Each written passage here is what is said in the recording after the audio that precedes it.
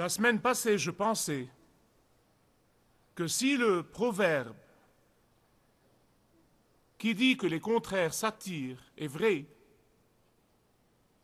il serait surtout vrai lorsqu'il s'agit de la communication. Si vous regardez les couples de près, vous trouvez que ce proverbe est vrai.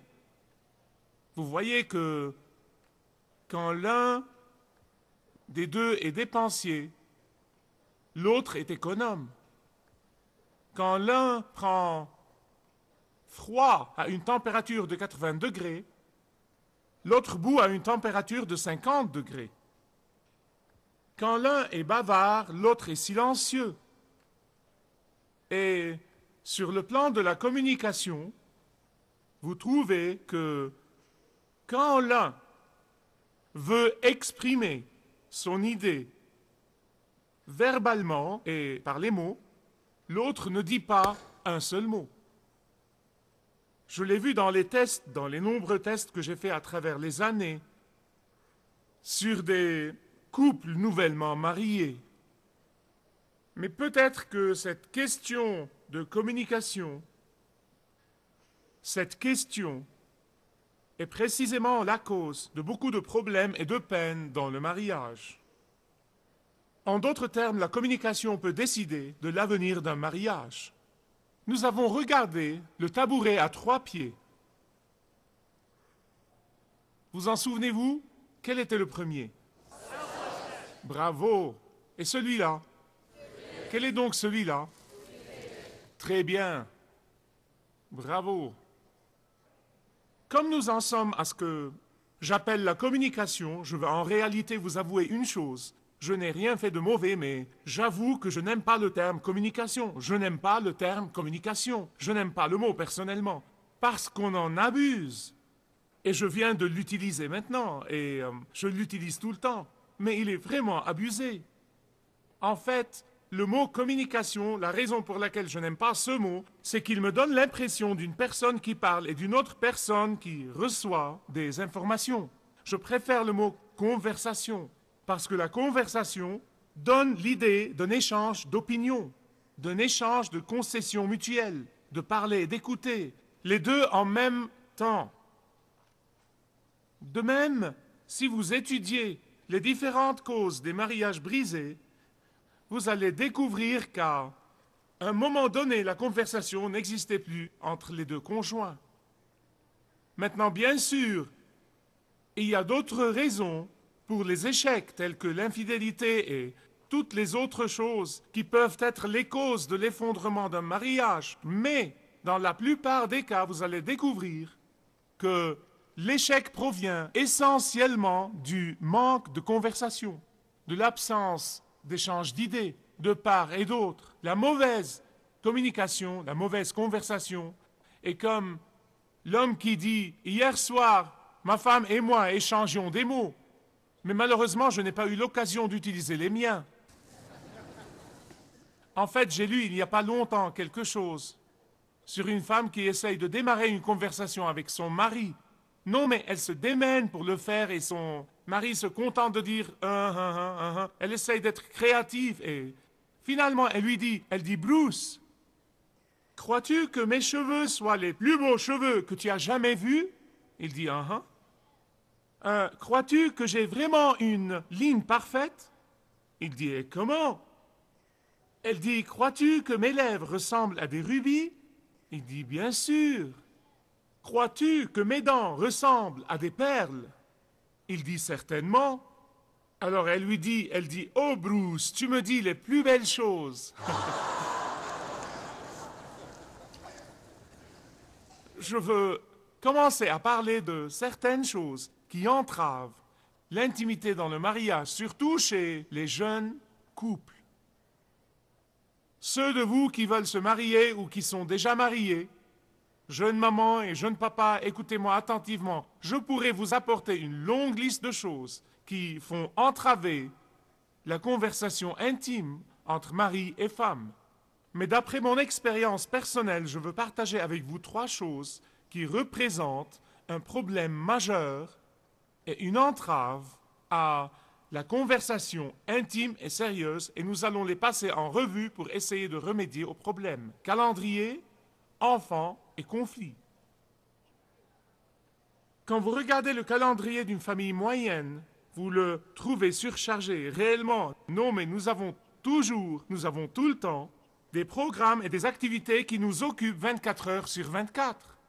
Les longues journées de travail, la vie sociale, faire des courses un peu partout, conduire les enfants, ça et là.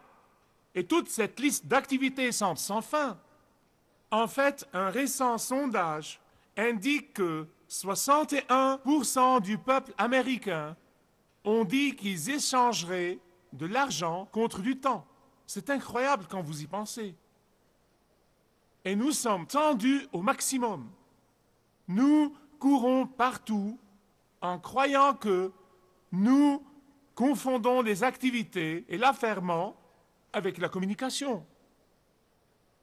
Et toute cette agitation nous laisse très peu de temps, elle nous laisse très peu de temps précieux pour la conversation sérieuse entre mari et femme. Beaucoup de mariages semblent heureux et sains de l'extérieur, simplement parce que le mari et la femme ne conversent vraiment plus, ne se parlent plus. Et nous avons confondu les activités, nous avons confondu l'affairement avec le bonheur. Mais voilà le problème. Beaucoup de couples se retrouvent fatigués, exténués, sans énergie, épuisés de devoir courir et faire tout ce qu'ils sont censés faire. Ils se retrouvent émotionnellement épuisés, émotionnellement exténués, sans qu'il leur reste un temps spécifique à eux pour s'occuper l'un de l'autre, sans qu'il leur reste un temps spécifique pour avoir une conversation ininterrompue l'un avec l'autre, sans un temps spécifique pour écouter et parler, sans un temps spécifique où l'échange d'idées, l'échange de perspectives et l'échange de pensées et l'échange de sentiments ont lieu, sans un temps spécifique et ininterrompu pour se concentrer l'un sur l'autre.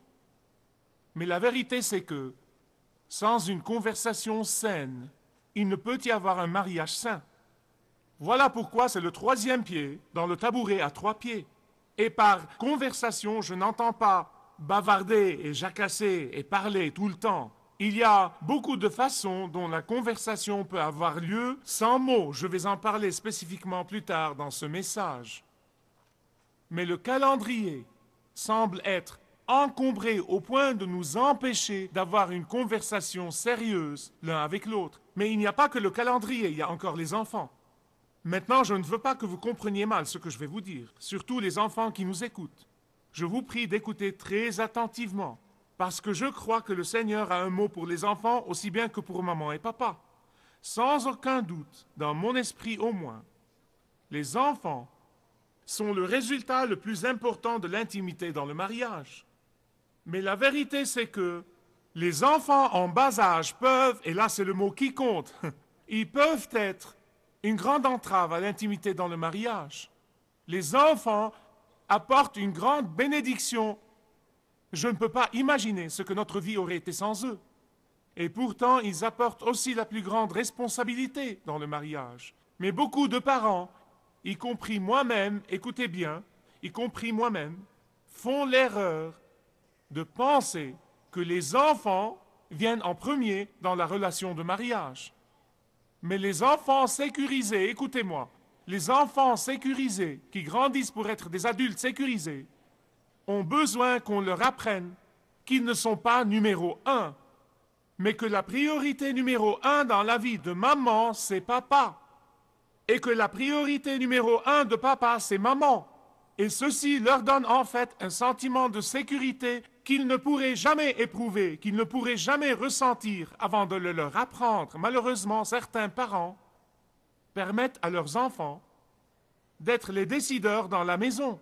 Je me souviens de l'histoire que Billy Graham a racontée il y a très longtemps sur la jeune génération à cette époque-là. J'imagine ce qu'ils pensent maintenant. D'après Graham, les enfants commandaient à la maison depuis longtemps. Il a raconté l'histoire d'un représentant commercial qui frappe à une porte et un garçon de 7 ans lui ouvre et le représentant le regarde et lui dit, je veux parler avec le maître de la maison. Et le petit garçon lui dit, tu lui parles en ce moment. Et la raison pour laquelle Elisabeth et moi allons prendre un temps de partage aujourd'hui et vous parler des enfants quand ils comprennent mal et quand ils ont une compréhension erronée de la relation entre leurs parents, c'est-à-dire entre le mari et la femme, parce que c'est vraiment extrêmement important et parce que nous avons commis cette erreur et nous allons vous parler de nos erreurs. Je vais donc lui demander de monter et de prendre quelques minutes pour partager son témoignage et je prie avec elle qu'il soit un encouragement et une aide pour les jeunes mamans. Merci chérie.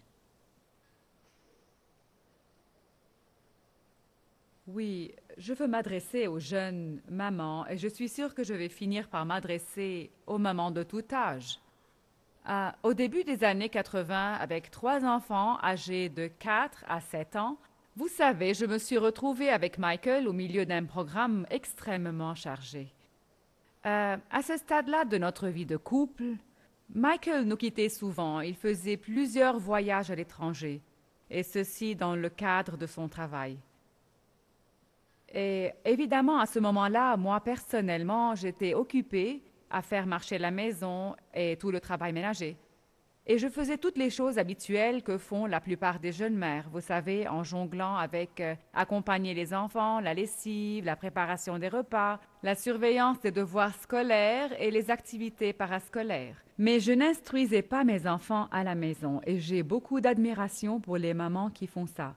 Parce que je sais bien que c'est un travail de plus. Mais quand même, j'étais vraiment occupée.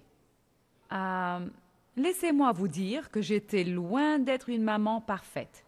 J'ai en fait 2 témoins là, aujourd'hui, qui savent très bien que j'étais toujours capable de perdre, vous savez, cette chaussette qui restait dans la machine à laver et les enfants que je laissais si longtemps dans la baignoire que leur peau se ridait.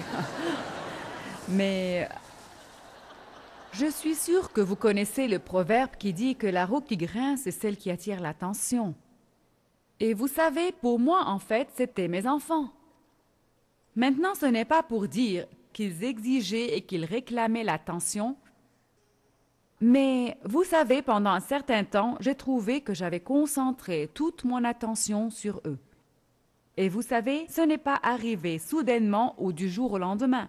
Vous savez, quand j'y pense, je me rends compte que ça avait commencé depuis longtemps et donc ça s'est produit petit à petit, progressivement. Vous savez, on parle de s'écarter un peu du fil à plomb, mais ça prend du temps pour que l'écartement se produise. C'est quand nous avons atteint un point critique dans notre mariage, un point vraiment critique, que notre Dieu d'amour, notre merveilleux Seigneur, dans sa miséricorde et dans sa grâce, nous a révélé à tous les deux que nous avons totalement manqué à reconnaître la nécessité absolue d'établir une communication, une conversation l'un avec l'autre. En vérité, nous étions sous l'impression et nous étions marqués par l'idée que nous devions prendre des pas radicaux et que c'était du Seigneur. À partir de ce moment-là, nous nous sommes proposés dans nos cœurs, non pas dans la chair, mais dans la force du Saint-Esprit, de nous réserver un temps spécifique chaque semaine pour bâtir notre relation et de nous réserver aussi 2 ou 3 occasions d'être seuls ensemble sans nos enfants. Vous savez comment c'est si facile de tomber dans le piège de ce mode de vie ou de cette façon de penser. En tant que mère, vous savez que vous êtes responsable de l'essentiel, de répondre aux besoins essentiels de vos enfants, et je trouve que c'est très bien. Mais le problème survient quand vous leur accordez plus d'importance qu'est-ce qui devrait être votre première priorité, c'est-à-dire la conversation sérieuse avec votre compagnon. Vous savez, c'est la plus vieille ruse de Satan, n'est-ce pas? C'est la plus vieille ruse qui soit. Il utilise toujours une chose qui est parfaitement naturelle et parfaitement merveilleuse, comme la relation d'une mère ou d'un père avec leurs enfants, mais il la change en mal, il la change en piège. Et vous savez, ma prière pour toutes les jeunes mamans et aussi pour les mamans plus âgées, c'est de prendre conscience de ces pièges et de prendre garde à cette tentation.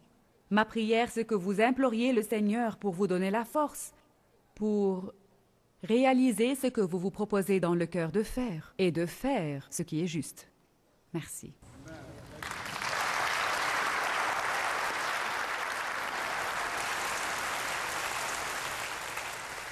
Vous n'avez pas idée de ce que j'ai dû faire pour la persuader à parler.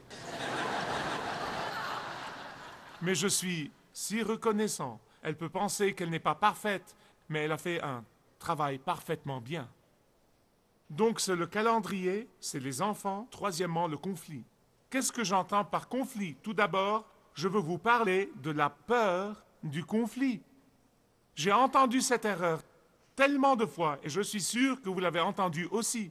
Dire que les bons mariages n'ont pas de conflit est l'une des plus grandes erreurs. Ou dire que les conflits dans les mariages sont mauvais. Qui a dit cela? Écoutez bien, le conflit fait partie intégrante du mariage. Le conflit est neutre. Si vous vous y prenez avec sagesse, il peut mener à une plus grande intimité. Mais si vous vous y prenez sans sagesse, il peut mener à un isolement supplémentaire.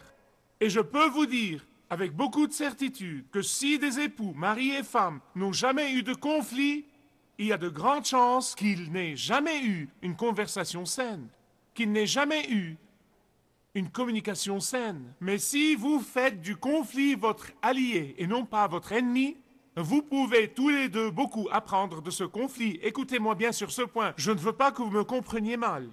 Dans la plupart des situations où les époux évitent le conflit, dans la plupart des situations où les époux évitent le conflit, vous trouvez que l'un des époux ou les deux répriment profondément leurs blessures, répriment leurs sentiments, répriment leurs émotions dans un récipient interne très profond.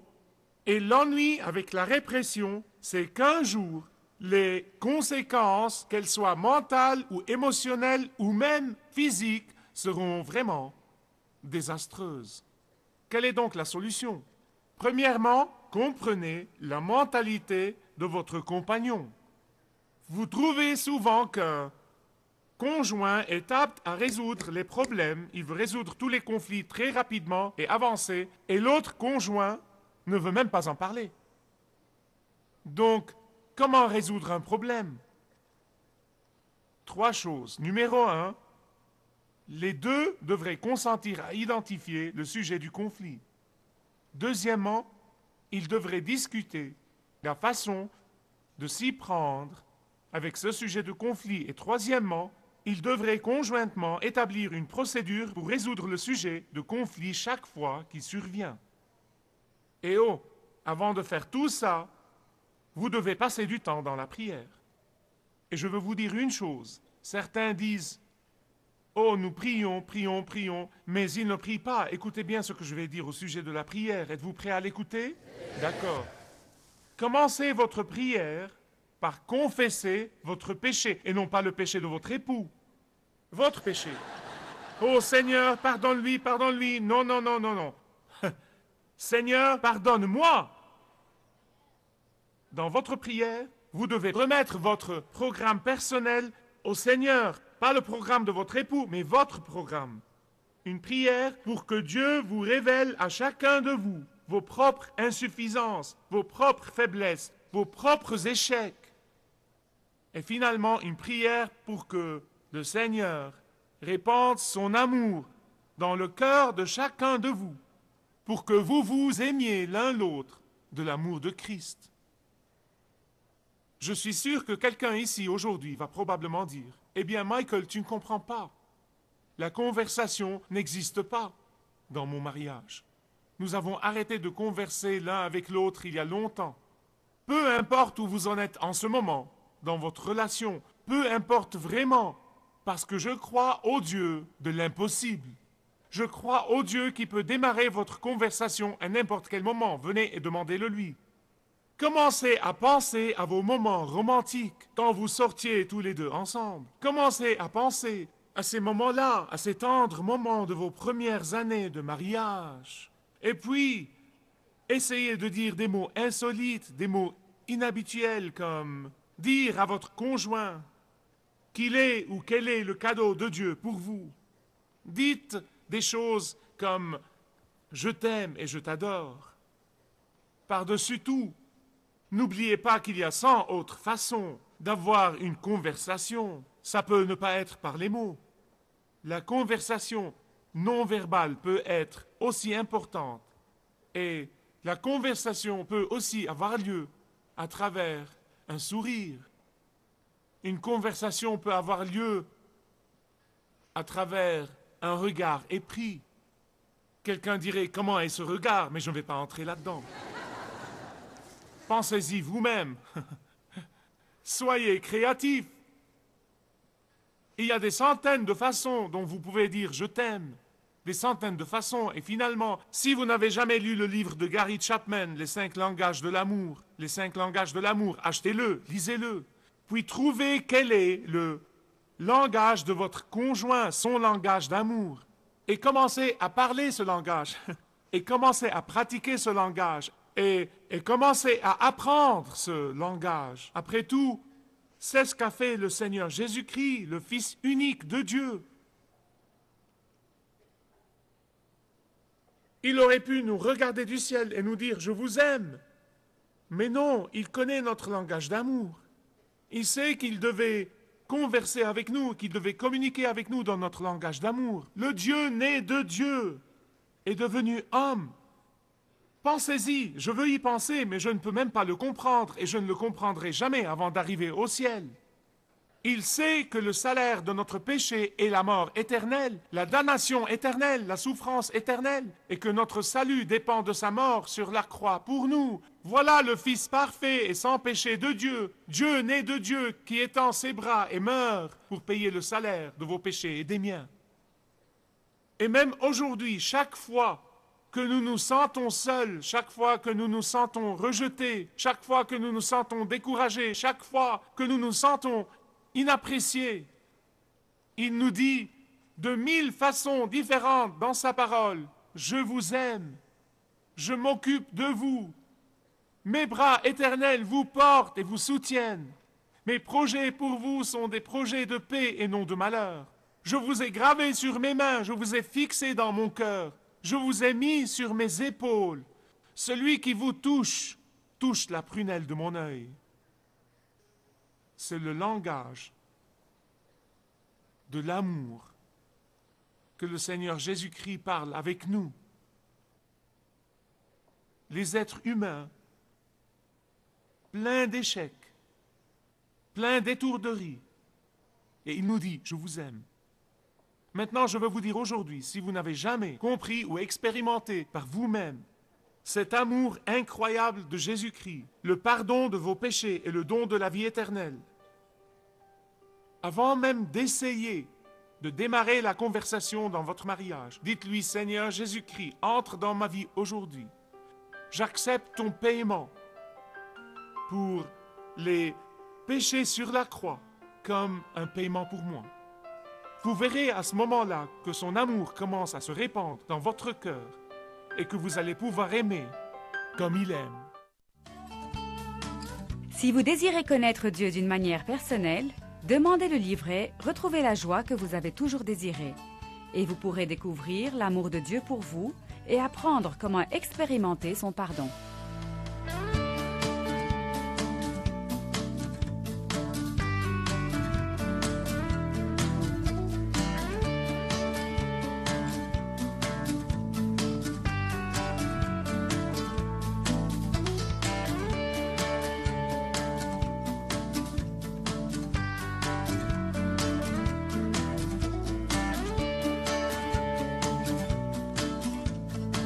Si vous avez une relation personnelle avec Dieu et vous êtes intéressé à marcher plus intimement avec lui, demandez le livret « 7 pas sur le chemin de la foi » qui vous guidera dans une relation plus profonde avec votre Père Céleste. Demandez votre livret gratuit.